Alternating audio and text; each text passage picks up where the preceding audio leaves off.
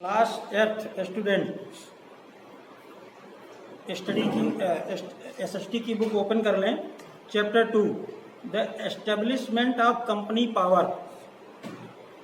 जैसा कि हम आपको बताए थे कि 1707 और 1947 तक ये काल जो था ये ब्रिटिश गवर्नमेंट का काल था, जब अंग्रेज यहाँ शासन कर रहे थे। इसके पहले मुगल साम्राज्य था। मुगल साम्राज्य यानी बाबर से लेकर के औरंगजेब तक, तो इन्होंने अपना आधिपत्य जमाए रखा हिंदुस्तान पे। इसके बाद अंग्रेज इस देश पर हावी हो गए।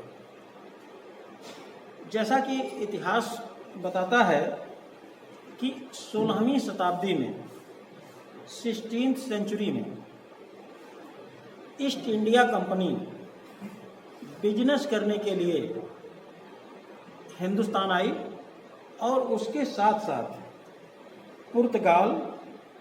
पुर्तगाली भी आए, डच भी आए, इन सबों ने, फ्रेंच भी आए, और ये आकर के हिंदुस्तान में अपनी ट्रेडिंग कंपनी खोली।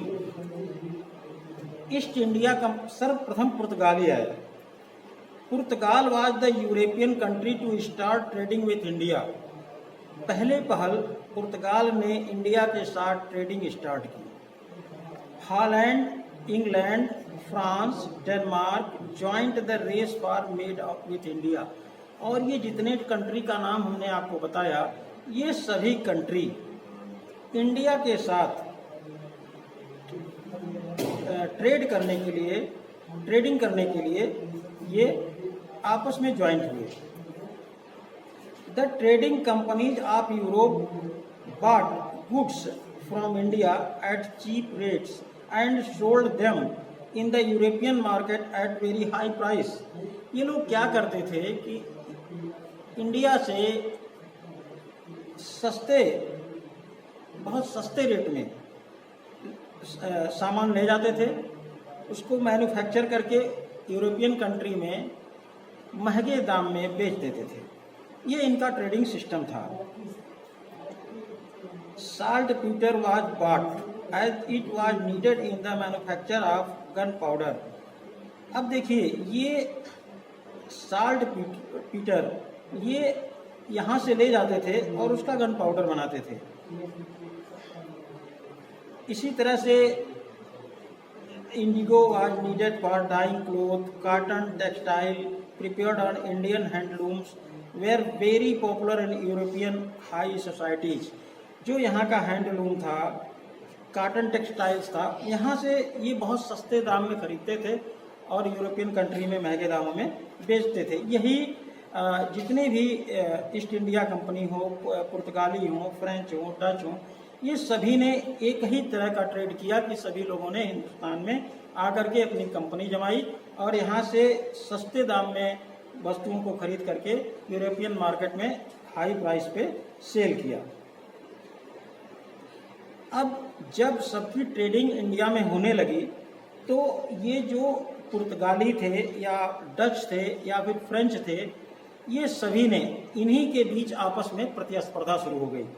अब चूंकि जो फाइनेंशियल इकोनॉमिक पावर थी वो इनके पास थी, क्योंकि ये यहाँ से ट्रेडिंग करके कमा रहे थे। तो अब इसमें पहली कंपनी जो ईस्ट इंडिया कंपनी आई थी in 16th century, that East India company acquired a charter from the ruler of England Queen Elizabeth first. इस समय एलिजाबेथ सेकंड वहाँ की क्वीन है इंग्लैंड की, उस समय एलिजाबेथ फर्स्ट थी। तो इनकी एक कंपनी जिसका नाम था ईस्ट इंडिया कंपनी, ये पहली बार इंडिया में आकर के कोलकाता महानगर में अपनी कंपनी की स्थापना की। और ये कंपनी वही काम स्टार्ट की ट्रेडिंग का। लेकिन इनका ट्रेडिंग का कारोबार 16वीं शताब्दी से लेकर के 17वीं शताब्दी तक चलता रहा। क्यों चलता रहा, ये और कुछ क्यों नहीं कर पाए? क्योंकि उस समय भारत में मुगलों का शासन था, मुगल डायनेस्टी थी, पूरे देश पे मुगल साम्राज्य स्थापित हो चुका था। तो ये जो लास्ट मुगल शासक था औरंगजेब, जब औरंगजेब की मृत्यु हुई उसके बाद ये 1701 यानी 1701 में मुगल डायनेस्टी खत्म हो गई। इसके बाद ईस्ट इंडिया कंपनी ने इस मौके का फायदा उठा करके हिंदुस्तान में जितने भी छोटे छोटे राज्य थे उन पे धीरे धीरे नियंत्रण करना शुरू किया।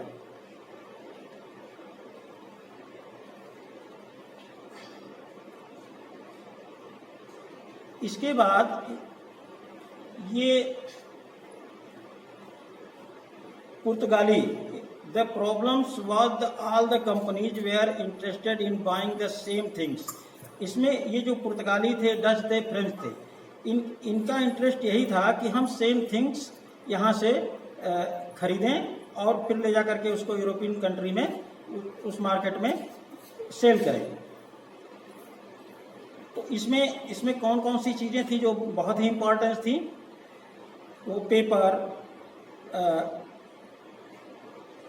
और सिल्क के जितनी भी सिल्क के कपड़े थे वो हिंदुस्तान से वहाँ जाते थे खरीद करके।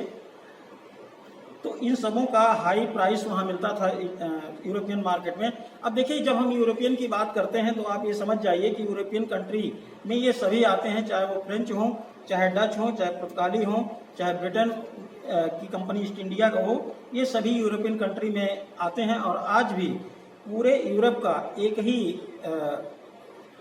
एक ही मुद्रा चलता है और वो है यूरो। तो इन सब का उस समय भी एक ही तरह का व्यवसाय चलता था।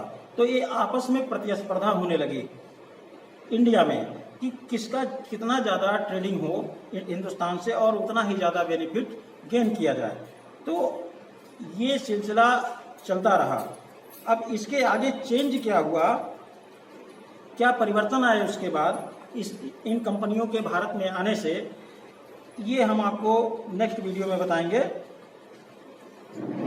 कि ब्रिटिश ईस्ट इंडिया कंपनी या फ्रेंच डच ये सब आगे क्या कर रहे थे।